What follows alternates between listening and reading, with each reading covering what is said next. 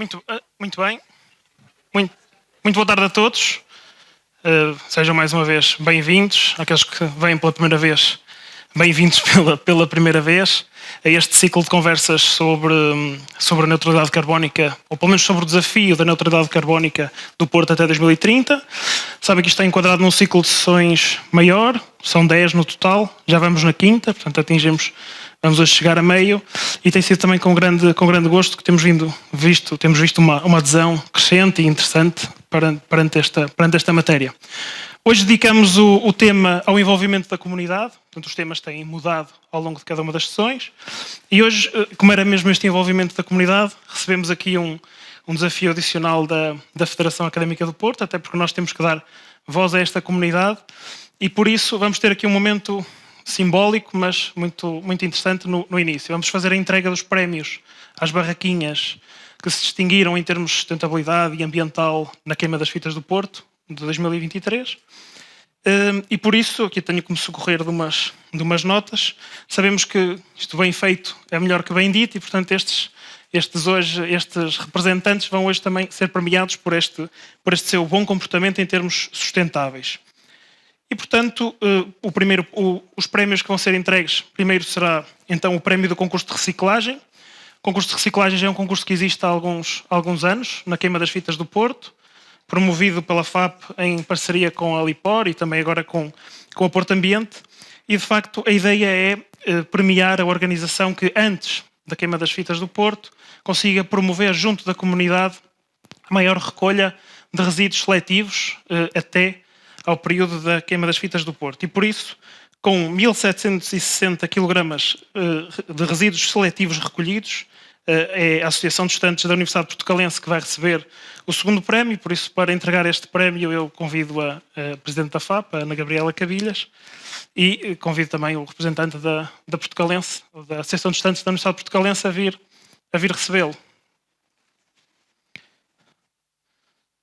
E aí está, um aplauso.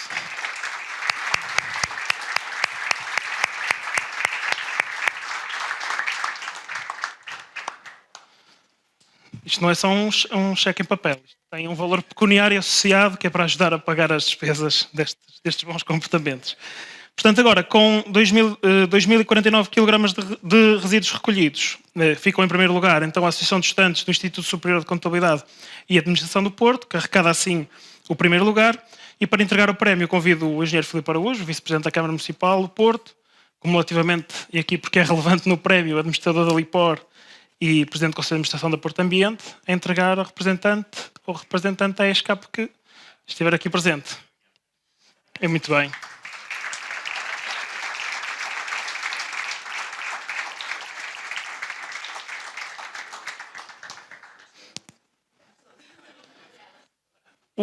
Uma das novidades que está intrinsecamente ligada ao projeto que hoje a FAP também vem apresentar, que é o Pacto da Queima das Fitas do Porto para o Clima, foi a atribuição do prémio Barraquinha Mais Friendly. Ou seja, no fundo, como houve hoje que permeia a barraquinha, que para lá da separação, que tenha promovido a melhor e com maior qualidade de separação de resíduos no próprio recinto, tenha também tido um papel relevante na sensibilização e prevenção de comportamentos de risco durante o evento. E por isso, o prémio foi atribuído à Associação de Estudantes da Faculdade de Psicologia e Ciências da Educação da Universidade do Porto.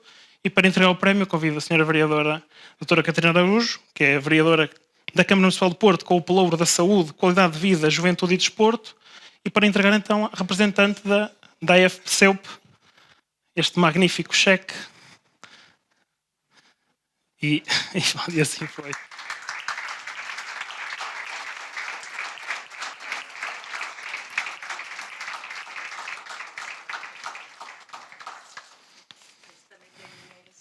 Tem, sim, senhor. Que ninguém é maltratado.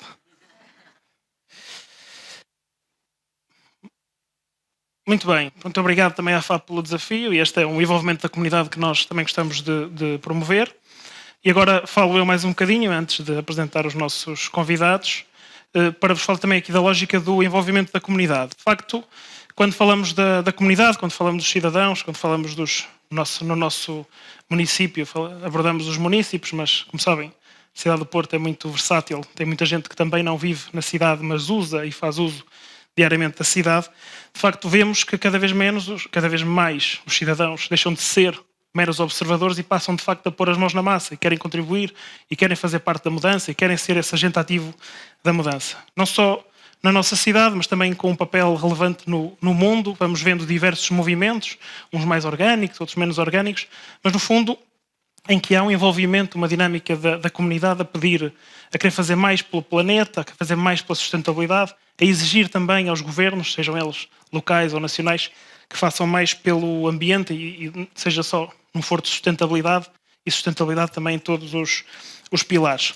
De facto, este papel tem havido um papel interessante dos governos, a vários níveis, no fundo também tentar incentivar isso, mas a verdade é que há um papel relevante da iniciativa privada, porque uma vez que quer continuar a vender e quer continuar a ter a sua dinâmica legítima de negócio, quer também que os seus clientes e os seus consumidores estejam satisfeitos e, portanto, há também uma adaptação nesse sentido. Mas há aqui um papel muito relevante das pessoas na forma como querem mudar o planeta e na forma como querem garantir que há um impacto cada vez menor em termos do ecossistema. O município do Porto, dos dados que temos, e essa também era uma das vertentes do Pacto do Porto para o Clima, o município do Porto, quando falo do município, falo do universo municipal, juntando as empresas municipais, de facto é responsável por 6% das emissões que existem nos limites do município do Porto. Portanto, 6% é um número com alguma expressão, mas a verdade é que se o município exclusivamente decidisse por si só fazer a diminuição, ou seja, reduzir a zero estas emissões, a verdade é que não seria sequer suficiente para estar próximo dos objetivos a que se compromete. E, portanto, isto exige uma dinâmica, e foi essa dinâmica que foi colocada em cima da mesa com o Pacto do Porto para o Clima. A lógica foi de trazer as instituições on board neste desafio, trazer as instituições, as organizações que se comprometessem, e sejam elas da academia, sejam as empresas, sejam os negócios maiores ou mais pequenos. E há também uma vertente muito relevante, que é o papel dos cidadãos nesta matéria. Portanto, este pacto quer de facto envolver todos, porque a lógica é de nós também, enquanto cidadãos, e aqui nenhum de nós está fora desse barco, temos também que mudar os nossos comportamentos, mudar a forma como consumimos, mudar a forma como temos alguma tolerância para algumas das coisas que vão acontecendo à nossa volta, para no fundo, melhorarmos também o planeta e a cidade. Este envolvimento, portanto, isto aqui bate muito com esta lógica do envolvimento da comunidade. Nós, quando pensamos na lógica do que é o desafio de reduzir as emissões para atingir a neutralidade carbónica até 2030, percebemos que é inevitável atacar os grandes números, grandes organizações que têm muito impacto, que têm muitos edifícios, que consomem muita energia, que na lógica dos transportes também, no fundo, são causadores de grande quantidade de emissões e, portanto, nós podemos pegar nesses grandes players e fazer algumas alterações, seja por via legislativa, seja por via de participação, de imposição. E de facto esse é um papel que não podemos descurar. Mas depois há outro papel. Há o papel que a comunidade desempenha naquilo que fazemos todos os dias. E essa comunidade nós não quisemos que nunca ficasse de fora. E estamos a falar da pequena escala, estamos a falar da escala do bairro, onde temos connosco e estamos a trabalhar também junto de algumas associações de moradores. Temos a escala de uma escola, temos a escala de uma faculdade, de uma universidade e esse papel de um grupo de jovens. Portanto, esse papel, quer das associações juvenis, quer das associações estudantis, mas de outras organizações mais pequenas que de facto têm esta parte de intervenção, são absolutamente determinantes para aquele que é o nosso papel. Pode de facto não valer muito na quantidade de emissões, mas vale muito na hora de fazer a diferença, na hora de influenciar a minha pequena comunidade, de influenciar a minha casa, de influenciar o meu grupo de amigos, de facto a poder transformar essa mudança. E é esse papel que hoje gostaríamos de discutir aqui, aproveitando aqui alguns dos exemplos que espero que também vos agradem. A mim agrada muito e por isso também é uma lógica de os mostrar e de dar mais visibilidade a eles. E por isso é nessa dinâmica de inspiração, de perceber o que é que estas nossas organizações, estes nossos parceiros estão a fazer nesta dinâmica, que vamos então dar aqui início a esta sessão. E por isso convidava a Ana Gabriela Cavilhas a começar, até para enquadrar a sessão que se antecedeu, que é presidente da Federação Académica do Porto e licenciada, mestre em nutrição, assim de uma forma muito genérica, e portanto, fico sem mais delongas. À pointer. À pointer. Obrigada. Vou para este lado, que é mais fácil. Antes de mais, muito boa tarde a todos e a todas. Agradecer o convite também que nos foi feito para partilhar o Pacto da Queima das Fitas do Porto para o Clima. E antes de chegar a esse ponto, partilhar um bocadinho também a experiência das associações estudantis e a nossa base de trabalho. Por um lado, a constante reflexão e discussão que tem que decorrer no seio da nossa comunidade, mas depois também o imperativo de que estas reflexões e discussões se possam traduzir em ações com impacto, sejam nas nossas pequenas comunidades e todos nós, de facto, conseguimos fazer a diferença. E colocamos-nos sempre da parte da solução, porque, de facto, o diagnóstico, muitos deles está feito, está identificado, as estatísticas estão cá fora e, por isso, mais do que apenas do lado dos problemas, temos uma matriz de nos apresentarmos como parte da solução e foi isso que pretendemos também fazer com o lançamento do Pacto da Queima das Fitas do Porto para o Clima. E explicar-vos à comunidade que não conhece a nossa federação, nós temos, por um lado, o envolvimento com os nossos associados, portanto, as associações estudantes das várias instituições de ensino superior da Academia do Porto e, portanto, cada uma delas pode ativar e multiplicar no seio das suas instituições de ensino superior ações em prol do ambiente e, por outro lado, um envolvimento que é diretamente com a nossa comunidade estudantil. Portanto, temos sempre aqui dois pontos de atuação que são distintas. Nós fazemos já várias também iniciativas e estão aqui algumas. O ano passado decorreu o Ano Europeu da Juventude, trouxemos o tema da ação climática para cima da mesa de discussão e temos também algumas ações que decorrem no contexto da própria comunidade, nomeadamente, por exemplo, com os nossos centros da FAP no bairro, ou seja, para além do contexto da própria academia, há projetos de voluntariado que as associações estudantis têm e que por isso conseguem trazer estas preocupações para esse tipo de projetos e chegando a outro tipo de comunidades e depois diretamente com a comunidade estudantil, por exemplo, com a recolha de lixo nas praias, entre outras ações que podem ser levadas a cabo, são várias. Falando concretamente agora da queima das fitas do Porto e indo um bocadinho atrás na história, em 2018 a FAP foi a primeira estrutura estudantil e a queima das fitas do Porto, o primeiro evento académico a enverdar o selo verde, mas de há uns anos para cá e concretamente já na edição anterior e também nesta edição, temos um conjunto de desafios no acesso a este tipo de financiamento, uma vez que o prazo de candidatura não está alinhado com o nosso evento e por isso acaba por estar só circunscrito a eventos e festivais que decorram no período de verão, o que ficamos para trás porque o nosso evento decorre no mês de maio, portanto deixar também aqui este enquadramento porque por vezes é também um desafio para o tipo de investimento que este evento requer.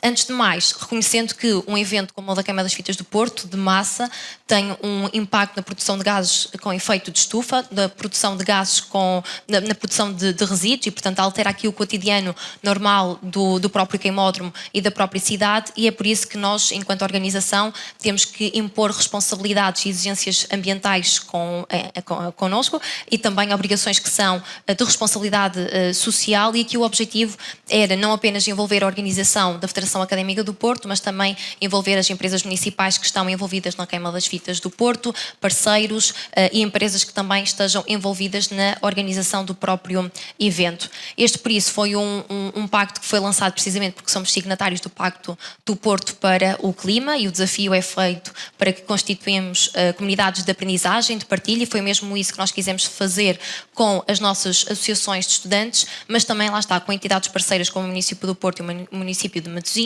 e outro tipo de signatários como as empresas municipais, órgãos de comunicação social, empresas que estão também envolvidas diretamente no evento, parceiros e portanto há aqui um conjunto de entidades que estão envolvidas para além das nossas associações de estudantes. De forma resumida, nós tínhamos 7 objetivos, portanto a redução da emissão de gases com efeito de estufa, a redução do consumo de água, energia e de materiais, a gestão dos resíduos no queimódromo, a aquisição de bens e serviços em consciência com o seu ciclo de vida, a aplicação dos princípios sociais sociais e ambientais que eu aqui já referi, e esta muito importante a consciencialização de todas as partes que estão envolvidas no evento, e depois a comunicação de tudo o que nós fazemos, e depois também uma avaliação do impacto destas mesmas medidas. Para responder a estes objetivos, portanto, desenhamos um conjunto de medidas a implementar em diferentes áreas. Na área dos transportes, e que eu vou partilhar agora convosco, no fundo priorizamos o acesso à promoção dos transportes públicos, e aqui tornando-os gratuitos precisamente para que os estudantes pudessem utilizar o acesso aos autocarros. Depois também facilitar mapas, horários e no fundo também descontos, como por exemplo com a CP, para que pudéssemos também encorajar este tipo de deslocação mais sustentável, e depois a desincentivação aqui do carro individual, e aqui suprimindo os parques de estacionamento. Depois, ao nível da água e da energia, obviamente a gestão de eficiência energética. Depois também a priorizar o uso de produtos ecológicos em todo o recinto e na sua organização, aqui mais concretamente no que diz respeito às limpezas, evitando os produtos tóxicos e poluentes. E depois, algo que é muito importante, a transição das casas de banho modulares, químicas, para sanitários com ligação ao saneamento no recinto, e depois o próprio reaproveitamento das águas da chuva para este mesmo efeito. E, portanto, estão aqui também algumas imagens também aqui das próprias casas de banho. Ao nível da gestão dos resíduos, portanto, e a principal novidade este ano foi a introdução de um sistema de reciclagem que foi centralizado precisamente com as barraquinhas. Nós tivemos 93 barraquinhas no queimódromo, para que também tenham noção do impacto que esta medida teve, e no fundo cada barraquinha era distribuído os sacos para a sua reciclagem, e no final de cada noite tinham que voltar a vir depositar os seus resíduos, e era feito este acompanhamento por uma comissão ambiental só com estudantes voluntários, precisamente para este efeito. Claro que aqui foi indispensável o contributo da Porto Ambiente para esta gestão e separação eficaz dos resíduos. A seguir já tenho também uma imagem para partilhar convosco. Depois toda uma lista de apoio aos nossos fornecedores, portanto também com informação sobre o próprio sistema de reciclagem no recinto. Eliminámos o plástico não reutilizável que era vendido ao consumidor final, e já tínhamos sido pioneiros precisamente em trazer o copo reutilizável, e portanto este ano permitimos a entrada não só dos copos reutilizáveis de edições anteriores da Queima das Vidas do Porto, mas também de qualquer outro evento, de qualquer outra marca, precisamente para permitir esta circularidade. Está aqui um exemplo, e portanto agradecer também aos voluntários da Comissão Ambiental. São 14 voluntários que estiveram ao lado também da FAP para conseguirmos cumprir este desígnio. Depois, uma das medidas foi precisamente a desmaterialização da bilhética. Em 2019, cerca de 90% dos bilhetes vendidos eram físicos, portanto todo o paradigma também mudou no entretanto e depois de uma pandemia, e portanto agora vendemos a maior parte dos bilhetes online, e por isso conseguimos também desmaterializar os próprios postos físicos da própria bilheteira. Depois, a introdução de um sistema cashless que foi adaptado para um modelo híbrido, precisamente para darmos continuidade a esta desmaterialização. Ao nível da sensibilização ambiental, neste contacto com a nossa comunidade estudantil, tivemos sempre um conjunto de mensagens fidedignas, simples e também abrangentes para toda a comunidade que visitou o próprio queimódromo, porque estiveram espalhados por todo o recinto, mas uma comunicação também pré-evento e durante o evento nas redes sociais, e aproveitando a comunidade virtual que também temos nas nossas redes sociais. Depois, a formação em matéria ambiental dos estudantes desta Comissão Ambiental, como eu já referi anteriormente, mas depois também a todos os responsáveis das barraquinhas, portanto as 93 barraquinhas que têm estudantes do ensino superior, estes mesmos estudantes tiveram que receber matéria ao nível da própria educação ambiental, para que conseguissem ter uma barraquinha no próprio queimódromo, e assim conseguimos começar a sensibilizar toda a comunidade e, no fundo, a ativar comportamentos que, de facto, mudem todo o ambiente da própria organização. E depois, os concursos da barraquinha mais friendly, como aqui já foram também apresentados, e do próprio concurso de reciclagem. Estes são alguns exemplos também da comunicação no próprio queimódromo, e mensagens simples, divertidas e que cheguem de facto à nossa comunidade. os concursos, como aqui já foi mencionado, e depois no próprio stand da FAP nós temos também umas bicicletas e no fundo os estudantes pedalavam durante a noite e depois este número de quilómetros percorrido era convertido em árvores e portanto já quer em articulação com a Quercus ou com outras até entidades fazemos quer a plantação e portanto tentamos devolver e compensar a pegada carbónica da queima das fitas do Porto e depois também cuidar das plantações anteriores e que já tivemos aqui a própria imagem demonstra na Serra da Freita e portanto teremos sempre este pós-evento como parte da nossa responsabilidade.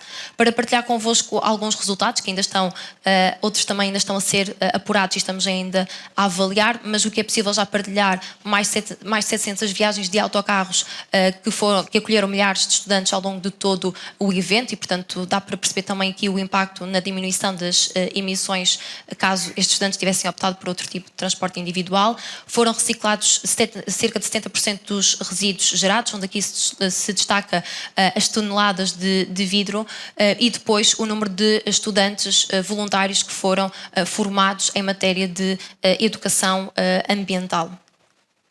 E deixa esta partilha, no fundo, dizer que todos nós podemos fazer a diferença, às vezes com mais holofote, com menos holofote, mas o que interessa é, de facto, o impacto das nossas ações. Isto é precisamente uma comunidade de partilha e de aprendizagem. Estamos a dar estes primeiros passos, por exemplo, no que diz respeito ao centro de reciclagem no contexto do queimódromo, mas certo que esta partilha da comunidade e também com os meus colegas nos permite melhorar a cada ano em prol de um planeta melhor e sem o qual nós podemos viver. Muito obrigada.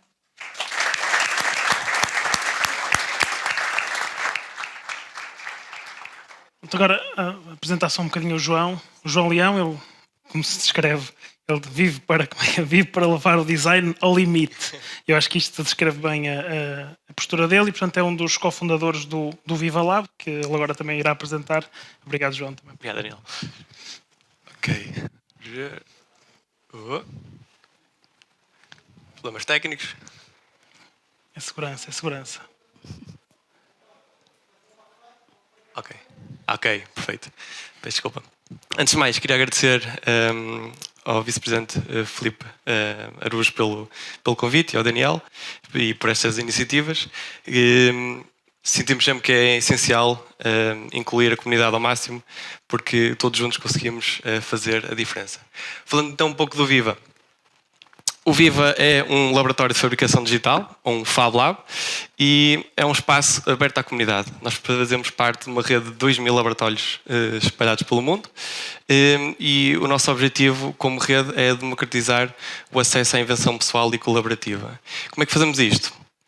Damos acesso a este tipo de ferramentas que nós normalmente só temos acesso na área de indústria ou em grandes centros de investigação. Dentro do Fab Lab vocês têm cortadores a laser, impressores 3D, materiais de costura, fritadores CNC e uma panóplia de ferramentas que vocês podem utilizar para criar quase qualquer coisa. É esse o nosso lema. E queremos convidar mais pessoas a poderem vir ao espaço. E esse que é o interessante deste tipo de iniciativas, onde vamos agregar pessoas de diferentes áreas, quer seja arquitetos, designers, pessoas da área de marketing, que pensem em soluções para a vossa cidade. E assim, nestes tipos de espaços como o Viva, nós conseguimos que os cidadãos tenham as ferramentas e se sintam empoderados para criar um impacto local ao criarem as soluções. E assim, como nós somos mais de 2.000 laboratórios espalhados pelo mundo inteiro, nós começamos a pensar como é que as cidades do futuro vão existir. E este é o nosso lema, que é cidades localmente produtivas e globalmente conectadas. O que é que isto significa? Quando nós temos estes laboratórios espalhados pelo mundo, em que por base temos o mesmo tipo de máquinas, aquilo que eu desenho aqui no Porto, eu posso continuar ou replicar em qualquer parte do mundo com outro Fab Lab. Por isso, se eu tiver um cliente no Japão, ou se eu for viver para a Inglaterra, eu sei que tenho lá um Fab Lab e posso continuar o meu projeto, ou até mesmo replicar aquilo que estou a desenhar, quer seja uma cadeira, uma mesa, etc., em qualquer parte do mundo. Ok. E por isso, queria apresentar aqui 3 projetos que nós trabalhamos dentro do Viva, que tem um componente muito forte em termos comunitários e que bebe muito desta filosofia do Fab Lab. Um deles é o Makers vs Covid, que apesar de não ter nada a ver com a parte ambiental diretamente, tem sim indiretamente na questão de como é que nós produzimos aquilo que nós necessitamos a nível nacional e a nível de cidades. Foi uma iniciativa que fizemos com o Hospital Santo António e São João e também com a Câmara do Porto, em que percebemos que havia um problema muito grande em que mais de 20% dos profissionais de saúde que estavam a ficar infectados com o vírus era porque não tinham acesso a EPIs e a nossa indústria não estava a conseguir dar resposta para criar estas soluções de proteção para os nossos profissionais de saúde. Então o Fab Lab serve precisamente para isso. Nós conseguimos em menos de uma semana replicar e desenhar à medida para os hospitais os EPIs que eles necessitavam. O que foi incrível, eles achavam que iam demorar 2 meses a desenvolver o produto e a prototipar e depois ir para a produção, mas só que de repente nós tínhamos uma linha de produção dentro do Viva que permitia produzir a quantidade que eles necessitavam. Como é que nós conseguimos fazer isto? Com manufatura distribuída. Isto significava que nós tínhamos 24 costureiras em casa, espalhadas pela cidade, que recebiam os tecidos que nós cortávamos no Viva, assim como tínhamos 12 makers com impressoras 3D espalhadas pela cidade que imprimiam as hastes dos óculos e por aí fora e que depois dentro do Viva fazíamos a montagem e a distribuição juntamente com a Câmara do Porto. O que é que isto significou? Conseguimos produzir mais de 6.000 EPIs só no Viva e depois o desenho que nós fizemos de todos os EPIs foi partilhado gratuitamente online para que qualquer pessoa no mundo pudesse replicar dentro do seu Fab Lab. Ou seja, mais de 53.000 EPIs foram produzidos a nível mundial. Isto é só um exemplo para nós começarmos a pensar como é que nós produzimos as coisas do futuro e é nesse intuito que queremos demonstrar este projeto. Outra iniciativa, e assim um shameless plug, é o Repair Café, que vamos ter já este sábado, por isso quem puder convido-vos a virem. É uma iniciativa que visa proporcionar um espaço para as pessoas poderem reparar qualquer objeto, quer seja uma bicicleta, um computador, um equipamento eletrónico, roupa, por aí fora. E isto é tudo comunitário. Porquê? Porque é uma rede de instituições da cidade, como a Lipor, a eCycle, Recycle Geeks, a Fashion Autonomy e muitos outros, e quisemos fazer isto nestes módulos porque depois da pandemia nós deixamos de ter um Repair Café aqui na cidade e queríamos que retornasse para cá. E a melhor maneira de fazer é de uma forma descentralizada. Por isso, as iniciativas não acontecem todas no Viva, elas acontecem dentro destas instituições ao longo do ano. A próxima será com a Reboot, juntamente com a Recycle Geeks, uma iniciativa da Câmara Municipal do Porto, que procura reparar só computadores para que as pessoas possam aprender a reparar e possam também dar uma nova vida a esses equipamentos. Por isso, se quiserem, este sábado no Viva podem vir. E por fim, o último projeto é o Precious Plastic, uma iniciativa que trouxe em 2016 para Portugal. É um projeto do Dave Hackens, um designer holandês, que desenvolveu estas 4 máquinas que vocês veem aqui, para qualquer pessoa poder construí-las e reciclar o plástico a nível local. O interessante é que é tudo open source, por isso temos acesso a todos os fecheiros, todos os processos de manufatura, até mesmo moldes para criar diferentes produtos e bebe muito da comunidade que alimenta a inovação dentro desta área.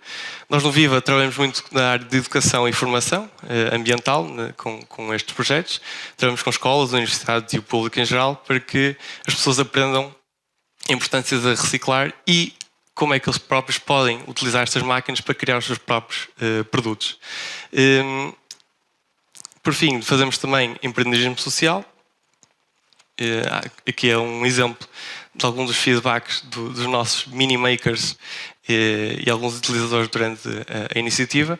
E vocês podem ver aqui precisamente isso, em que, como o Zé disse, ele sabia que a reciclagem era possível, mas com estas máquinas é possível desmistificar o que acontece quando nós colocamos o plástico no ecoponto amarelo.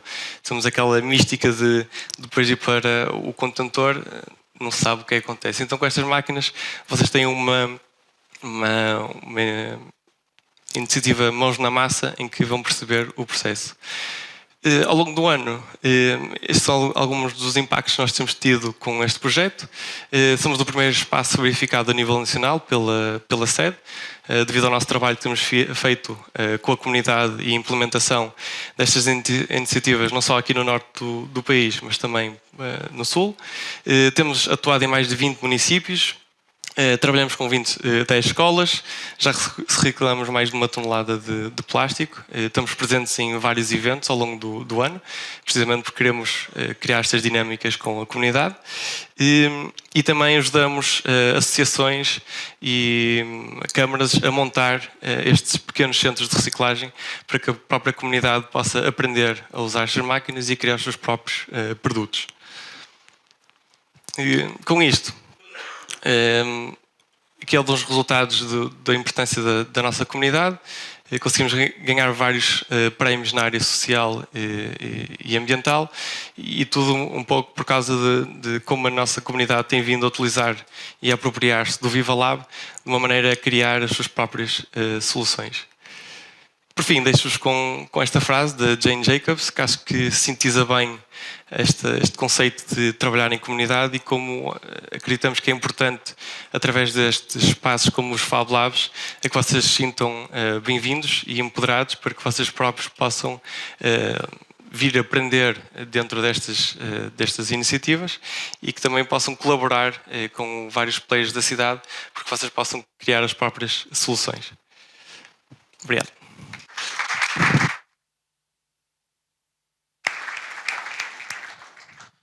Obrigado, João.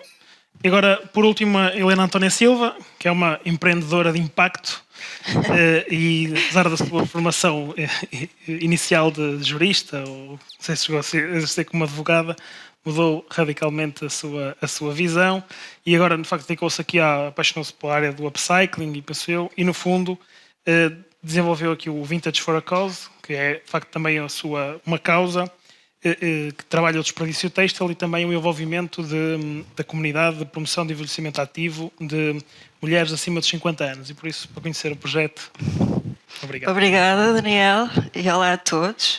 Eu continuo a usar essa expressão porque não consigo encontrar uma melhor. Mas aproveitando as notas biográficas, eu começo por partilhar convosco que provavelmente eu só estou aqui porque sou a filha mais velha de uma costureira que cresceu a usar roupa upcycled, que agora é cool e que na altura fez da minha adolescência realmente um período um bocadinho difícil. Licenciei-me em Direito, trabalhei numa seguradora, cheguei a exercer, mas sempre gostei de estudar outras coisas e em 2012 o Centro de Inovação Social promoveu uma pós-graduação de Empreendedorismo e Inovação Social. E mais uma vez eu não fazia ideia o que é que aquilo queria dizer, mas era em fevereiro, era no Porto e lá fui. Durante essa pós-graduação, fomos desafiados a pensar em problemas importantes, negligenciados, que gerassem externalidades negativas, e é assim que nasce a Vintage for a Cause. Um acaso. Eu tinha que me safar num bootcamp e, por causa desse facto da minha vida pessoal, eu acho que procurava um tipo de roupa que eu não encontrava, porque ou era demasiado excêntrica para aparecer no tribunal, ou então era de designer e eu não tinha dinheiro para pagar. E ocorreu-me, de alguma forma, um modelo que pudesse gerar essa roupa que eu tanto procurava, mas de maneira a resolver um problema ou mais. E é assim que nasce a Vintage for a Cause, que mais do que uma marca de moda circular, é um negócio social que pretende internalizar uma das maiores externalidades negativas do modelo de produção e consumo massivo da indústria têxtil, que está a gerar paisagens como esta no deserto de Atacama, mas acima de tudo, e mais grave, a drenar solos no mundo inteiro, a poluir solos a poluir oceanos no mundo inteiro e a contribuir para as alterações climáticas. A indústria da moda, no total, é responsável por 8% daquilo que são as emissões de carbono a nível mundial. E em Portugal, e vamos falar de Portugal,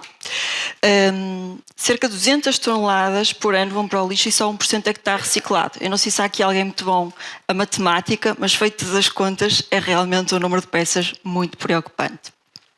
Como é que nós abordamos este problema? Basicamente, nós sinalizamos aquilo que são os resíduos e que encaramos como recursos, maioritariamente na fase de pré-consumo.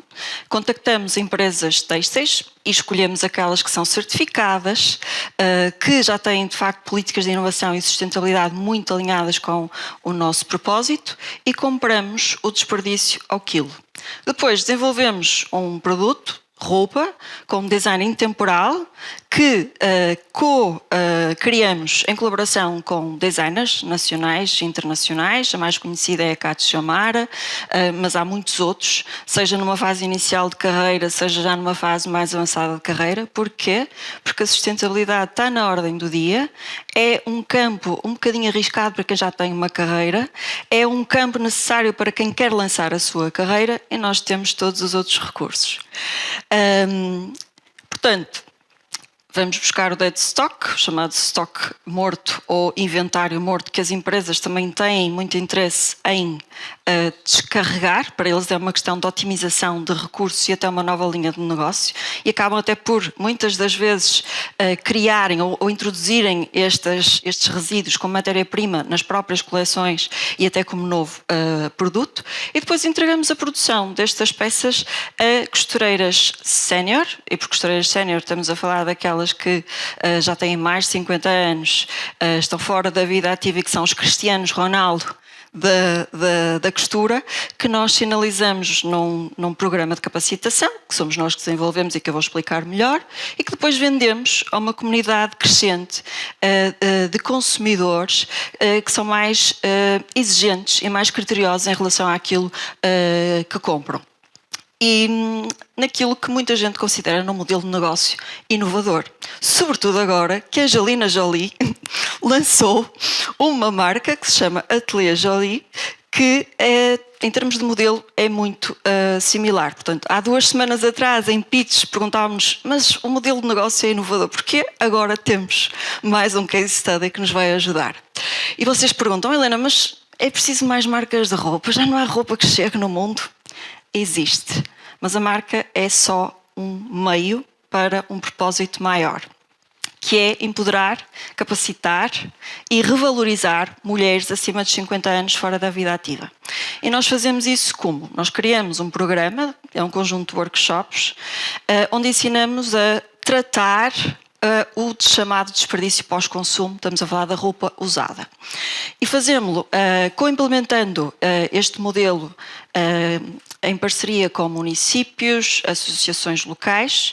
Aqui temos os dados do norte do país, mas também temos já testes feitos no Alentejo e agora um piloto em curso em Espanha.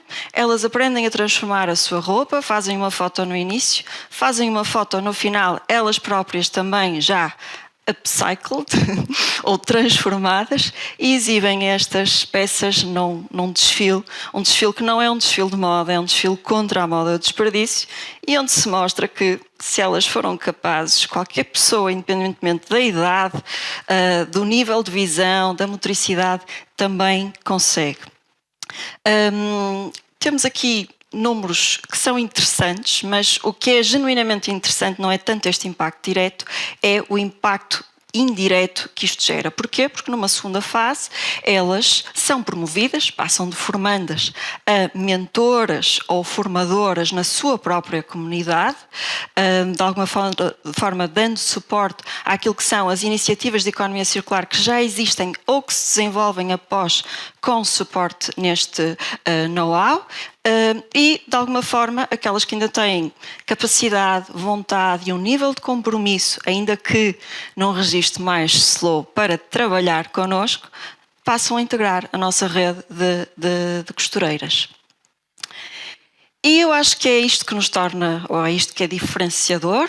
Quem compra, não compra só porque estamos a reutilizar dead stock, não é só por causa do impacto ambiental, é também por causa da história associada às peças. E algo que acreditamos que é impactante para quem compra, porque as pessoas gostam de receber, nós temos no checkout aquilo que é o breakdown do preço, a discriminação do preço, e é quase como um investimento.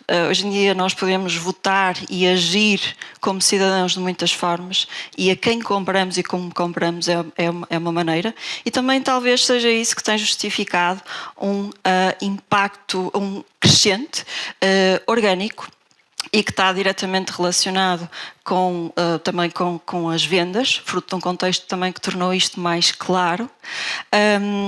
E temos algumas métricas que podemos partilhar. Nos últimos 3 anos já desviamos 3 toneladas, e isto digamos, uma avaliação de impacto bastante defensiva, possivelmente o número é superior. Isto equivale a uma poupança de 13,5 milhões de litros de água e 33,5 toneladas de não emissão de dióxido de carbono, e eu admito, eu digo estes números e eu não faço ideia o que é que isto quer dizer na prática, mas sei uma coisa: se uma entidade, uma iniciativa tão micro consegue estes números, imaginem o que era se agíssemos genuinamente em comunidade ou com unidade. Porque não há mudança sistémica, nem há impacto sem escala. Também é por isso que equacionamos um modelo de crescimento que, digamos, passa pela replicação do modelo por vários pontos do país e do mundo, através, obviamente, de transformação digital, habilitando possíveis co-empreendedores, com um perfil de empreendedor social, mas com competências na área do design, para gerar um impacto maior e mais significativo, porque de facto não há ninguém que seja demasiado novo ou demasiado velho para contribuir para uma transição para a justiça climática, e cada ação local, por muito pequenina que seja, pode ter um impacto global. Obrigada, vamos para a conversa. É isso mesmo. Então, juntamos-nos aqui. Se quiser. Obrigada. Muito bem. Obrigado aqui pelo contexto que nos foi dado pelos nossos 3 convidados. Chamada igualdade de género. Muito bem. Nós, de facto, há aqui um papel muito, muito importante destas entidades que atuam na cidade, que inspiram na cidade. Esse é um papel relevante, e para perceber também aqui na lógica da cidade, o município muitas vezes acho que não deve de todo guardar para si toda esta dinâmica. De facto, deve muitas vezes funcionar como o facilitador, o dinamizador, e quando há mais dúvidas ou mais dificuldades em termos de algum tipo de modelo de negócio em concreto, muitas vezes ser o exemplo que possa inspirar também a tal liderança pelo exemplo, que muitas vezes é advogada e utilizada. Eu começava aqui pela Gabriela. Portanto, neste conjunto de projetos, seja neste projeto, seja noutros projetos, seja da Federação Académica do Porto, seja das múltiplas associações de estudantes, como é que vocês veem, apesar disto ser promovido pelas entidades, não é? Mas como é que vocês veem a receptividade dos estudantes perante isto? Não é? Será que eles, de facto, a geração jovem está importada com o que se está a passar? Sentem que os jovens são receptivos àquelas que são as novas propostas em termos de sustentabilidade, em termos de promoção do ambiente? Qual é o papel que, genuinamente, vocês, enquanto dirigentes, sentem nesta dinâmica? Sem dúvida que estão receptivas para todas as iniciativas que promovam precisamente esta preocupação com o ambiente.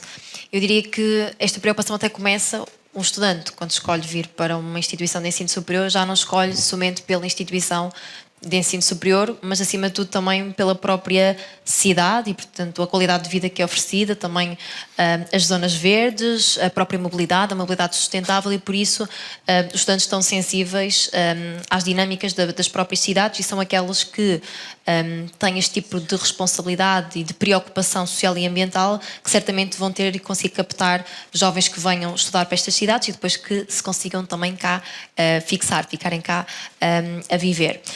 E nós vemos essa preocupação, por exemplo, com a própria comunidade académica, se existem zonas verdes próximos aos campos universitários, se, por exemplo, as próprias iniciativas com a mobilidade suave, o uso, por exemplo, de bicicletas, se há condições de segurança e também que permitam este tipo de escolha de comportamentos, o próprio acesso aos transportes públicos. Por isso, sim, há uma preocupação, cada um de nós, enquanto cidadãos, de conseguirmos ter comportamentos no nosso dia-a-dia que permitam ter esta preocupação ambiental.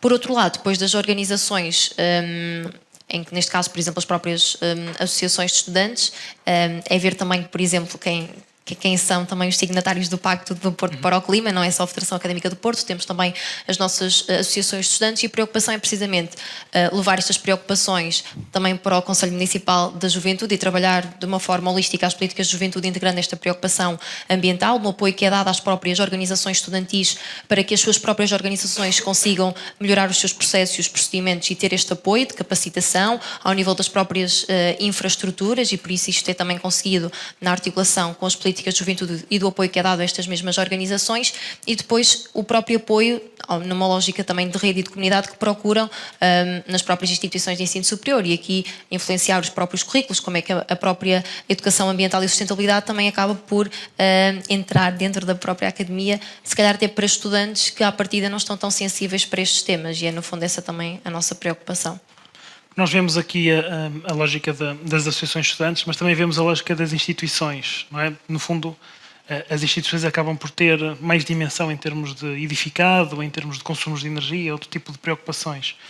E muitas vezes vai-se falando dos jovens e diz-se que os jovens não estão muito interessados, são os jovens que não votam, os jovens não participam. E como é que vocês sentem isto nessa vossa dinâmica?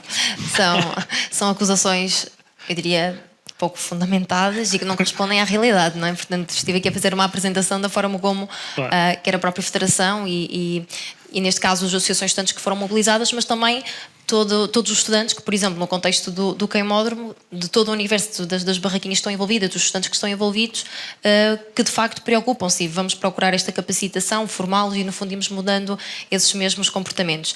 E temos o exemplo da Greta, que personifica precisamente a exigência e a forma como os jovens também acabam por liderar a causa ambiental. Eu acredito que agora o caminho que temos que fazer é no fundo uma solidariedade entre gerações e não por oposição ou por confronto, e conseguimos trabalhar de facto com todos, as próprias cidades serem para todos, e existir esta preocupação em que os mais jovens, por exemplo, quando chegamos ao ensino superior, o ensino superior é precisamente para nos formar enquanto cidadãos, não apenas enquanto bons profissionais, e este processo de consciência, de hábitos que se adquiram também neste contexto, possam ser sustentáveis e se possam perpetuar ao longo da nossa vida, e por isso influenciamos as nossas associações, o nosso grupo de amigos, mas também a nossa família e as comunidades onde vamos nomeadamente tendo projetos de voluntariado, de empreendedorismo. Por isso os jovens são muito ativos e dinâmicos. Há uma preocupação que eu diria que une a nossa geração, é a causa climática. Muito bem, já temos então 70 mil aliados neste percurso, e esse também é muito importante, e pegava dos mais jovens, aproveitando aqui primeiro para um lastro de maior abrangência, não é? Porque depois o Viva Lab acaba por ter diferentes projetos e diferentes abordagens. Por um lado consegue trabalhar para o público mais infantil ou mais para as crianças, como vimos o Zé, não é? Vimos o Zé de 10 anos, mas trabalha com um público mais holístico, não é? Como é que vocês dão resposta a essa diferença de idades? Aqui vemos um público muito jovem, tipicamente os estudantes de ensino superior, e vocês acabam por ter abordagens mais holísticas, não é? Nós tentamos aliar as duas vertentes. Aliás, quando nós temos um novo utilizador no Viva Lab, pode ser um estudante universitário, pode ser um empreendedor, a pessoa que está lá a ensinar como utilizar a laser é uma criança de 14 anos. E tentamos incentivar isso, que é para as crianças também sentirem-se empoderadas, que, ok, nós aprendemos, sabemos uma skill, e depois conseguimos passar isto para um adulto. E acho que isso não há melhor ferramenta do que darmos uma voz a toda a comunidade. E na vertente educacional é isso que nós tentamos fazer. E tentar, pronto, pois a solução está em ouvir a comunidade e tentar perceber qual é as necessidades que eles têm e como é que o Viva pode ser um espaço para que eles se sintam bem-vindos para criar as suas próprias soluções. Porque, no fundo, admito eu, quer dizer, que haja alguma dificuldade em fidelizar alguns clientes, pelo menos alguns, não é? Portanto, há um conceito de experimentação, muitas vezes quem não conhece até vai a primeira vez, mas depois há um sentimento de criar comunidade. Acho que o Viva Lab, vocês também trabalham muito nisso, não é? Apesar de têm um espaço físico e trabalham esta lógica da comunidade. Sim. O Viva, aliás, nasceu em prol da comunidade. Nós nascemos porque sentamos os quatro e sentimos que havia uma falta de um espaço aberto à comunidade como o Viva e nós ouvindo o que as pessoas nos vinham dizer, quer seja da área de design, quer seja da área de educação e inovação social, é que queriam um espaço em que se podiam encontrar-se pessoas de diferentes áreas, de diferentes idades, para que se conseguissem utilizar as ferramentas para criar soluções em várias áreas. Pode ser na área ambiental, foi algum dos projetos que nós trouxemos, mas temos pessoas, educadores, que vão lá criar soluções mais interativas para a área educativa, que normalmente não têm acesso, porque nem todas as escolas têm acesso a este tipo de ferramentas. Na universidade ainda vamos tendo, mas estamos a sentir muito que há muitos alunos universitários que de repente estão a aparecer no Viva, porque as máquinas de fabricação digital que têm, quer seja na engenharia ou arquitetura, normalmente não têm acesso durante o período de licenciatura ou mestrado. E ali ficam a perceber que há um espaço em que eles podem ir lá desenvolver os seus próprios projetos, quer seja universitários, quer seja a nível pessoal. Pois, e com isso acabam por abrir Sim, depois ficam fidelizados nesse sentido, porque percebem a dinâmica que um espaço como aquele lhes dá e as ferramentas que têm acesso para criar os seus próprios projetos. Têm portas abertas, entram por uma área específica, mas depois vocês tentam... Ficam por lá, não é? Começam a cortar pela dura e Sim. No outro dia tivemos uma festa da lã em que tivemos designers lá, aprendeu todo o processo de como é que se faz a transformação da lã, desde retirar a ovelha até criar belas peças de design, utilizando algo que é um desperdício, infelizmente. Pronto. Certo. E é com estas belas peças de design que continuamos a conversa. Porque nós percebemos até a Helena apresentou-nos e bem, alguns dos números. Muitas vezes há esta dificuldade, de facto, nós tentamos facilitar a tradução dos números, da quantidade de água, da quantidade de resíduos, mas falta-nos perceber muitas vezes o que é isto no todo global. Mas em termos também da comunidade com que vocês trabalham, como é que vocês sentem o impacto dessa iniciativa, se calhar, principalmente nas costureiras que referiram, e depois quais são as principais barreiras que vos impedem de escalar isto, ou seja, multiplicar isto em muitas pequenas comunidades ou até eventualmente criar uma comunidade maior, Vintage for a Cause? Bem, eu diria que de facto métricas e impacto avalia-se com instrumentos mais ou menos objetivos. E isso nós já fazemos, tanto do ponto de vista objetivo como subjetivo. A parte subjetiva tem como indicadores o aumento da autoestima, da satisfação com o suporte social e, claro, vamos vendo o nível de integração das pessoas na própria iniciativa, mas a magia e a mudança sistémica acontece sempre no impacto indireto. E o que é que nós notamos? Que estas senhoras, que quase numa lógica de entretenimento estão divertidas a transformar roupa, que é algo que elas já faziam, porque a maior parte... Eu já sou vintage e estou a ver aqui algumas pessoas mais vintage e tenho a certeza que os vossos avós e os vossos pais já reparavam roupa e o meu avô reparava tudo com araminho. Portanto, isto já é familiar para estas pessoas, mas elas depois percebem o propósito maior e o seu contributo para as gerações futuras e começam a influenciar as amigas todas a fazer transformação de roupa e os netos todos a fazer transformação de roupa.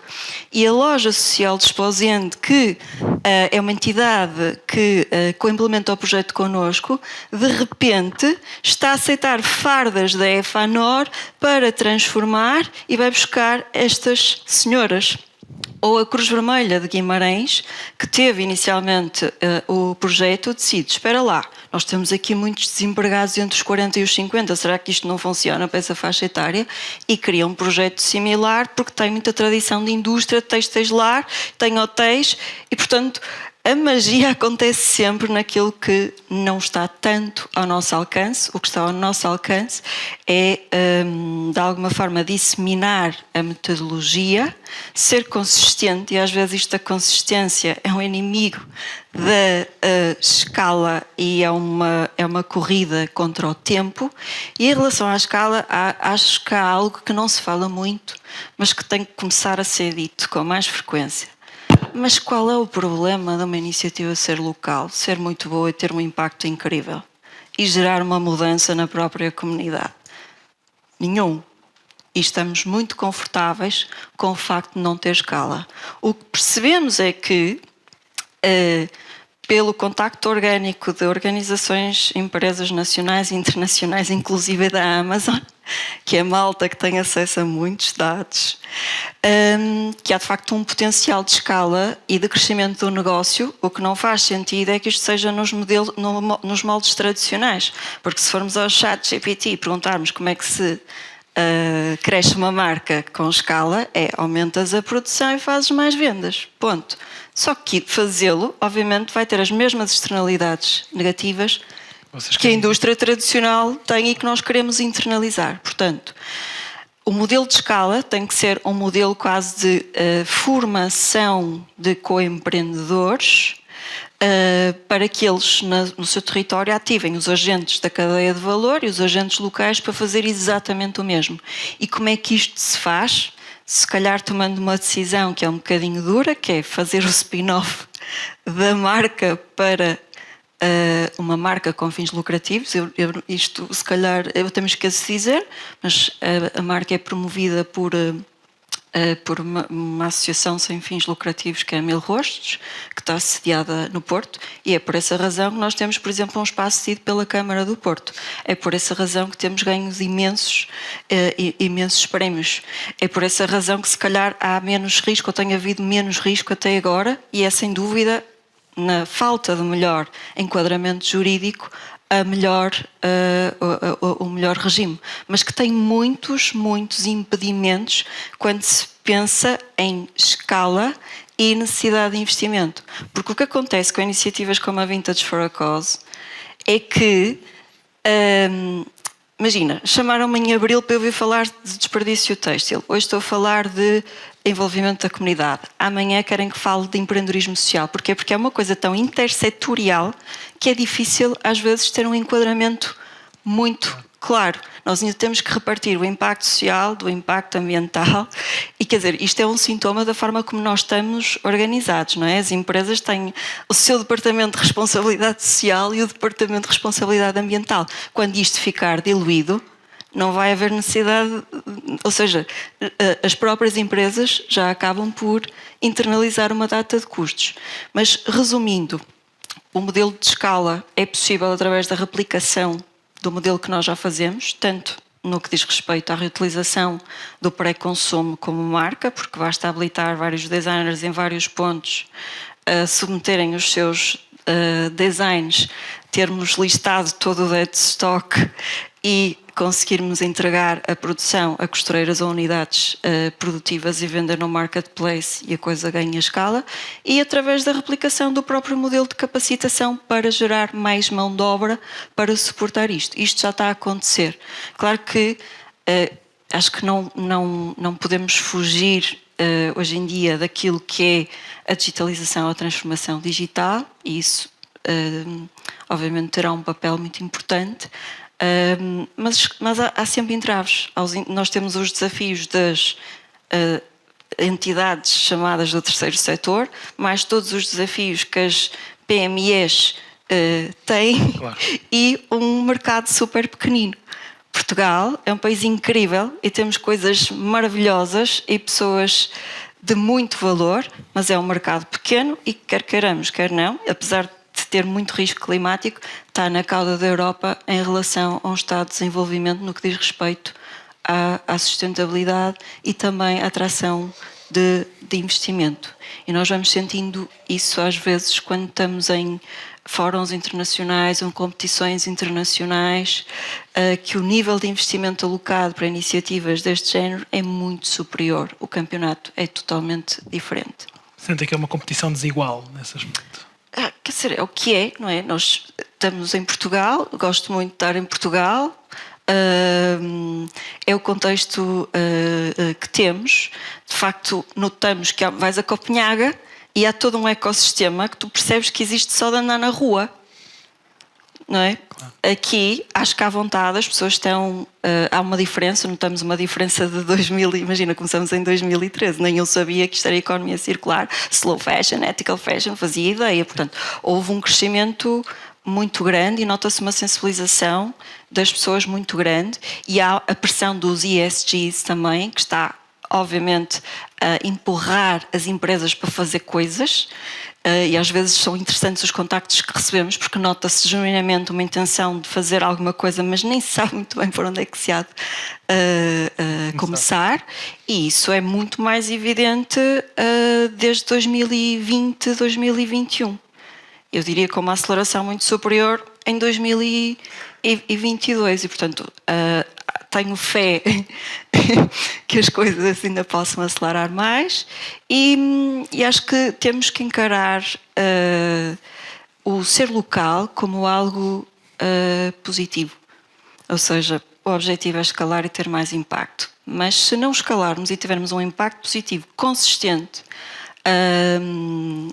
estamos felizes com isso. Pois, na nossa comunidade, não é? Um bocadinho como quando falamos da circularidade do sistema alimentar, a lógica de conseguirmos produzir e consumir não será tudo, certamente, mas quanto mais próximo também for este envolvimento, de facto também reduzimos as emissões e acabamos por contribuir para o objetivo. Sim, e eu gostava só de acrescentar que muitas destas iniciativas, os negócios sociais existem para gerar mudança sistémica. Quando falamos de impacto, não estamos a falar de ESGs. Isso até... Desculpem, espero não estar aqui a dizer nenhuma incongruência, mas é só ser ético e congruente com aquilo que é a lei em geral. Quando falamos de impacto, falamos em teoria da mudança, falamos em mudança sistémica. E muitos negócios sociais ou de impacto, muitas das vezes acabam por influenciar essa mudança sem nunca ter escala. Se cumpriram o propósito, ótimo. Os negócios sociais existem para um dia deixarem de existir. É isso. Muito bem. Com este envolvimento passamos agora a bola ao público e desafiamos-vos a porem perguntas aqui aos nossos oradores. Sim, está a chegar um microfone. É isso. Olá, boa tarde. Se quiser apresentar-se. Está ligado. Está ligado. Tá. Boa tarde a todos e, antes de mais, parabéns por todas as apresentações e pelos projetos apresentados. O meu nome é André Duarte, eu trabalho na Veolia e vou tentar aproveitar já o momento para fazer uma pergunta a cada um dos intervenientes. Começando pela Gabriela, e nos dados ali apresentados da queima das fitas, que fala que 70% dos resíduos foram reciclados. Queria perceber os outros 30% que destino é que tiveram, se houve alguma valorização ou se foi direto para aterro, e porque é que não foi possível a reciclagem desses, se porque são resíduos que não são possíveis de reciclar, ou se por falta de separação ou outra situação. Acho que também é importante, e cada vez falamos menos disso, e esquecemos da política de gestão de resíduos, e que a prioridade é reduzir e depois reutilizar e por fim só o reciclar. E vocês também fazem um papel importante nisso. Enquanto ex-aluno da Universidade do Porto, fico com muito agrado ver em 10 anos a evolução que a queima das fitas teve relativamente a isso também. Mas perceber se conseguem ter alguns dados no que toca à redução e reutilização, por exemplo, através dos copos. Quantos copos é que conseguiram evitar, por exemplo, entre outras coisas? relativamente ao João, perceber também a Viva Lab quem é que tem atraído mais a ir lá, que tipo de pessoas é que aparece, que idades é que aparecem e como é que tem sido essa adesão. E por fim, também um trabalho que já conheço há muito tempo e já que está na área, também uma pergunta que não tem tanto a ver diretamente com o trabalho, mas como é que conseguimos combater aquilo que é a pressão ao consumo, cada vez é mais fácil esse consumo, e ao mesmo tempo o estigma daquilo que é a roupa usada em segunda mão ou mesmo que seja de upcycling. Muitas vezes nós somos muito bons para vender e muita gente utiliza a Vinted, por exemplo, para vender a roupa em segunda mão, mas ouço poucos portugueses a comprar e vendem quase sempre para fora. Temos sempre a ideia que se vamos comprar em segunda mão, então estamos num estrato social inferior. Como é que podemos combater isso? Obrigado e mais uma vez parabéns a todos. Obrigado André. Não sei se alguém quer juntar alguma pergunta adicional. Então vá. Enquanto pensam, vamos dar aqui lugar à resposta. Não sei quem é que quer começar. Eu posso começar. Força. Olá, obrigada também pelas questões e acabaste por responder precisamente. O resto dos resíduos foram encaminhados para reconversão energética e se calhar os principais desafios que nós tivemos têm a ver também com a diversidade e com o contexto da comunidade que também está envolvida no queimódromo. Por um lado, é mais fácil este trabalho junto das barraquinhas e dos nossos pares, dos nossos colegas, este trabalho de sensibilização, porque, de certo, o que aconteceu aos restantes tem a ver com o próprio processo também de contaminação. Outro trabalho que eu diria que é o próximo passo e também com a devida humildade de saber reconhecer também os principais pontos, os pontos fortes, mas também os pontos fracos, que prende-se precisamente com a gestão dos próprios concessionários e, portanto, tem que haver outro tipo também de estratégia para a melhor separação dos resíduos e, portanto, para a própria concretização do processo de reciclagem. Portanto, quando é com os nossos pares e, portanto, com os estudantes, é sempre mais fácil.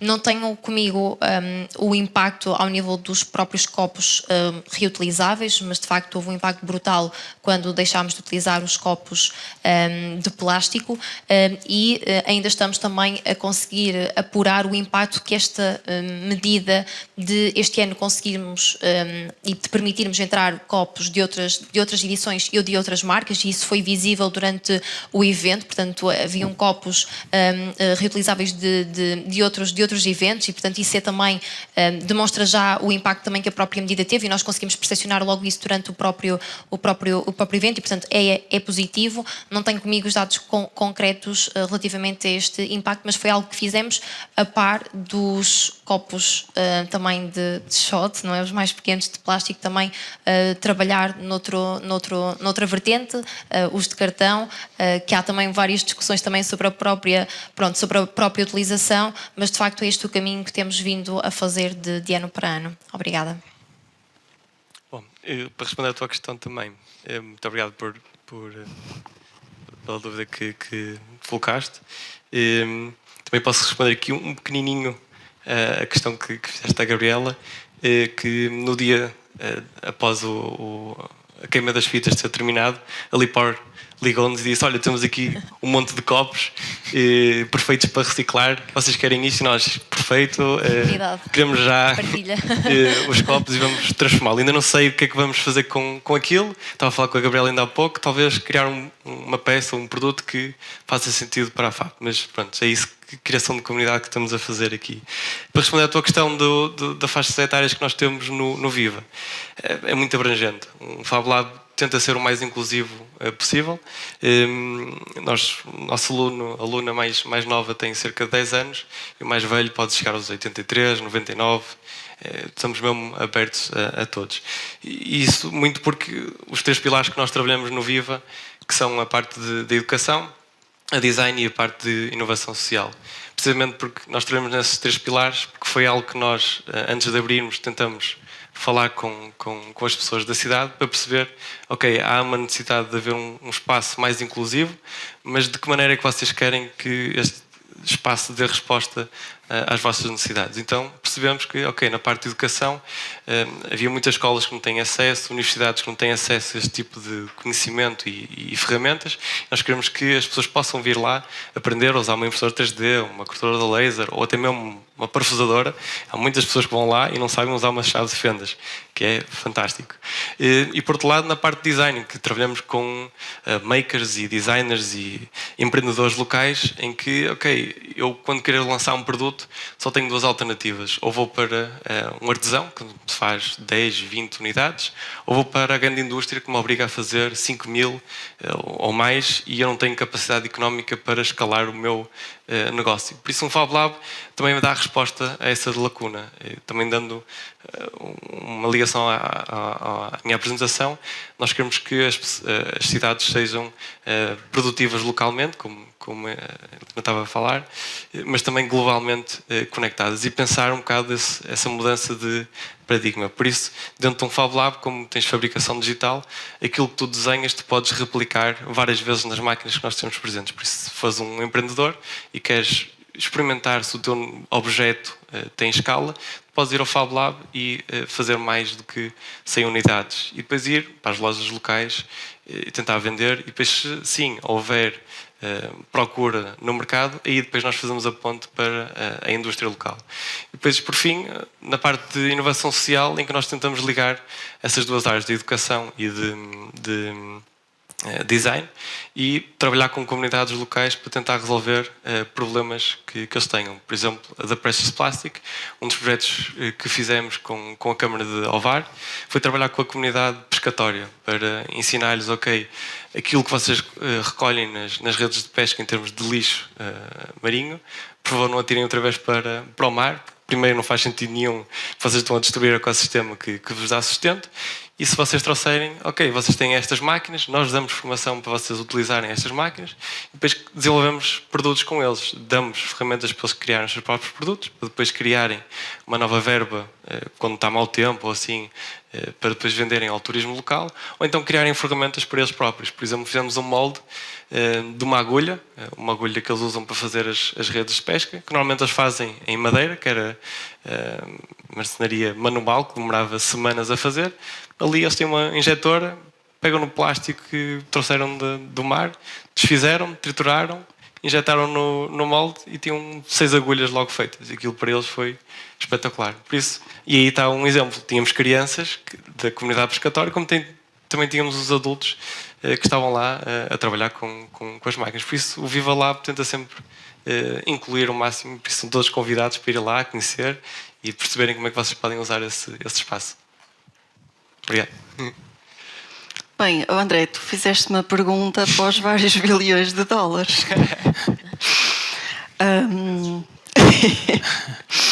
Olha, não tenho uma resposta só, mas tenho algumas dicas. Tem tudo a ver com o modelo de crescimento.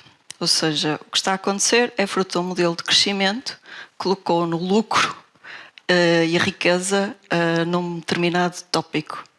E está tudo feito para que se produzam o mais rápido possível, o mais barato possível, para que as pessoas consumam o mais possível e descartem o mais rápido possível para voltarem a comprar.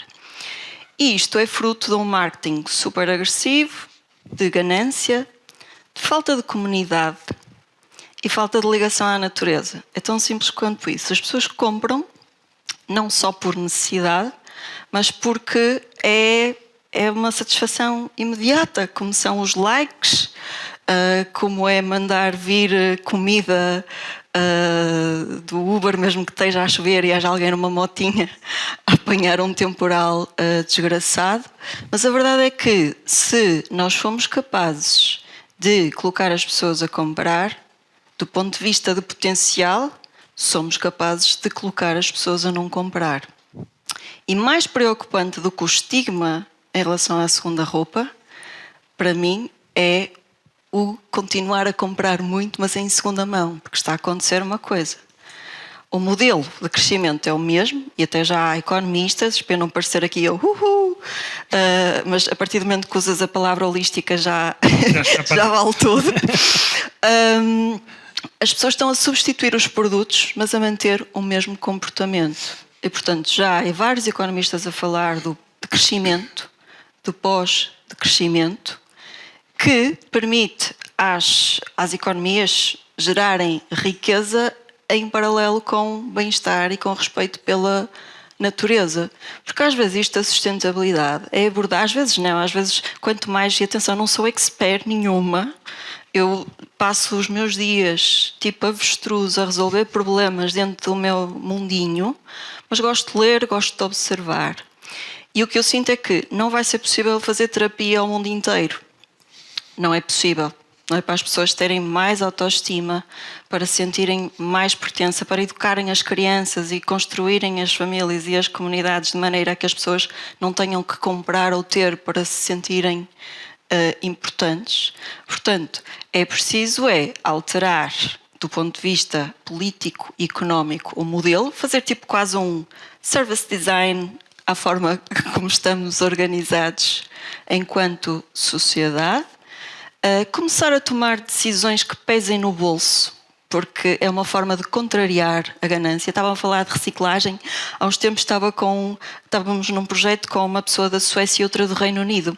E no exercício, estávamos a propor um exercício aos formandos, e então era tipo, quem é que já fazia a reciclagem em casa? E a sueca começou-se a rir, tipo, nós fazemos, porque se não fizermos, pagamos, acho que uma multa para aí de, não sei, mas era uma multa avultada. Ou seja, políticas, uma nova economia de bem-estar e educação, formação. Porque mais do que educar para comprar em segunda mão, tem que se fazer com que as pessoas não cheguem a deitar fora. Há muitas coisas que se pode fazer antes de deitar fora.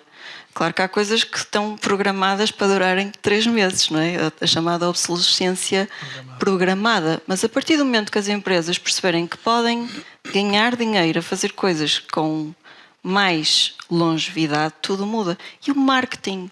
Quem é que aqui não, tipo, está sempre a ser inundada pelas publicidades da Shein ou da Shein, nem sei como é que se diz, no Instagram? Sim. É uma praga, não é? Essa malta tem muito dinheiro, tem recursos, faz estudos comportamentais e é muito difícil resistir. Não é? É muito difícil resistir porque depois o próprio estilo de vida que temos também ajuda a que tenha que ser tudo muito fácil. Portanto, resumindo, não podemos voltar a 1980, não faz sentido, mas precisamos de desacelerar. A partir do momento que as pessoas se sentirem em comunidade, sentirem que valem só porque são seres humanos, vão deixar de comprar menos. E eu acho que, se há economistas que dizem, é possível fazer dinheiro dessa forma. Não sei se respondi, mas lamento, esta pergunta não tem, não tem respostas.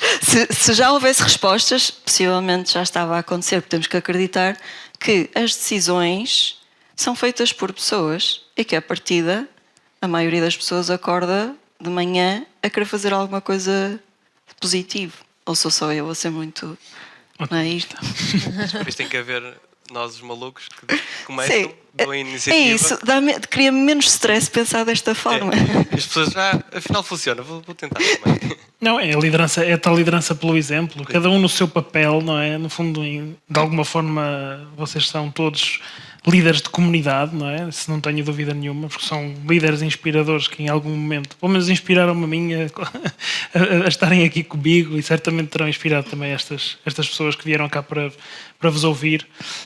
Mas é nessa lógica de podermos também liderar pelo exemplo e pronto. E penso que quem se junta aqui nesta sala também quer fazer alguma coisa diferente pela cidade e concomitantemente pelo país e pelo planeta. Abro aqui mais a uma pergunta ou duas que a plateia queira fazer. E eles devolvem para mim. Exatamente. E eu agarrei, e então, em jeito de conclusão, só pedir a cada um quais é que são as vossas aspirações em termos de impacto na comunidade, em termos de fazer diferente pela comunidade. O que é que vocês aspiram para os próximos 5 anos, por exemplo, em termos de comunidade? Qual é que acham, ou pelo menos sem querer fazer futurologia, o que é que gostavam que fosse o futuro nas vossas áreas de ação, o que é que vos inspiraria a acreditarem na bondade do ser humano e das nossas comunidades? Não sei quem é que quer, sem fugir. Acreditar é uma decisão, não é? Portanto, acreditar pode-se acreditar. Em termos de aspirações, sabes que os últimos anos mostraram que é importante ter uma visão, é importante ter estratégia, mas que o mundo está de facto numa transição que é muito desafiante e que a capacidade de adaptação de facto é um dos maiores ativos. E por muito que eu gostasse de ver esta etiqueta tipo no máximo de pessoas possível e que isto significasse que de facto há pessoas que estão a ter oportunidades, que há uma repartição mais equitativa dos ganhos, que há mais espaço para mais pessoas, não é, poderem no fundo fazer o seu exercício de cidadania e humanidade. Acho que isso é extremamente desafiante. Portanto, a minha aspiração é conseguir manter a minha saúde mental e influenciar o máximo de pessoas possível e o máximo de parceiros possível para que isto seja uma realidade. Tipo, um passo de cada vez, sem ambições Desmedidas. megalómanas. É isso. Muito bem. Obrigado, Helena. Eu diria que para mim é mais fácil porque temos um pacto da Queima das Fitas do Porto para o Clima que precisa para cumprir e que precisa de ano para ano de melhorar, e há ainda muito a consolidar e a melhorar, e portanto, para além do envolvimento dos nossos estudantes e das estruturas que estão envolvidas nesta organização, conseguirmos lá estar, chegar a outro tipo também com os concessionários, outro tipo de ambições que é possível de conseguir concretizar, e no fundo que nos projetos neste caso que envolvem as associações estudantis, as associações juvenis, também que seja reforçado este espírito e o apoio que é também prestado precisamente para a mudança das próprias organizações, para que elas próprias também se consigam reinventar.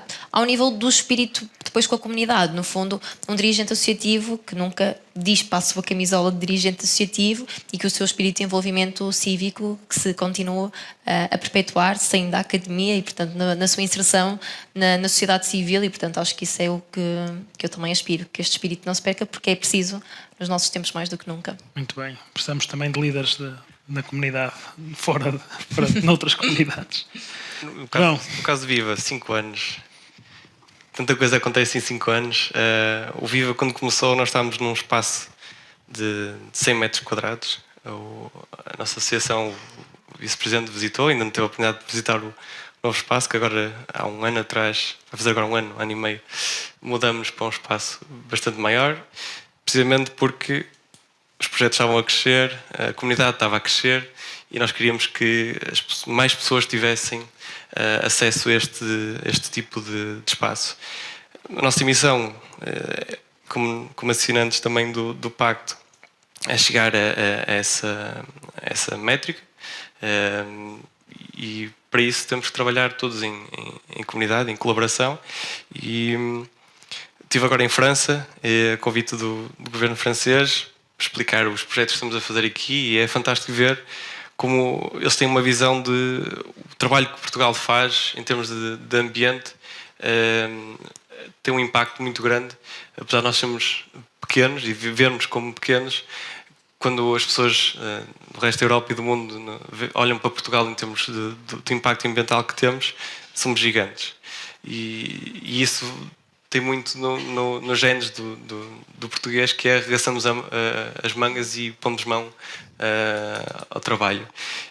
E acho que, pronto, lá, felizmente ou infelizmente, esta dinâmica do que é um Fab Lab e o potencial que isto tem está muito bem disseminado. O governo apoia todo este tipo de iniciativas sociais, não só de Fab Labs, e acho que o futuro passa também por, e essa é a minha visão daqui a 5 anos, é que mais pessoas fiquem a saber o que é este conceito e que se sintam empoderadas para que possam resolver e arregaçar as mangas e visitar estas iniciativas fantásticas e perguntar, olha, como é que eu posso fazer parte, como é que posso dar o meu contributo? E temos que ser mais inclusivos para que as pessoas possam criar as soluções. Vamos estar em rede daqui É a isso. 5 anos. Acho que estamos em rede. É um trabalho em rede que é, de facto, muito importante e estes exemplos inspiradores acho que nos deixam também, pelo menos, mais felizes para ir para casa e levarmos a nossa mensagem. Pegando aqui nesta parte final, não é de Portugal para o mundo, aqui há de ser do Porto para o mundo e nós também temos este desafio, como também o desafio da neutralidade carbónica não se cinge à cidade, porque a ideia é sermos um dos lighthouses na comissão, dentro da seleção da Comissão Europeia para serem uma das 100 cidades neutras em carbono em 2030, por isso que estes sejam os exemplos inspiradores e que todos vocês também nos ajudem a atingir esse objetivo, porque no fundo é esse o envolvimento da comunidade. Obrigado pela vossa participação, continuamos para a semana a falar de uma questão também muito desafiante, que é o sequestro de carbono e perceber como é que é que há aí em termos também de investigação e desafios nesta matéria. Muito obrigado. Obrigada.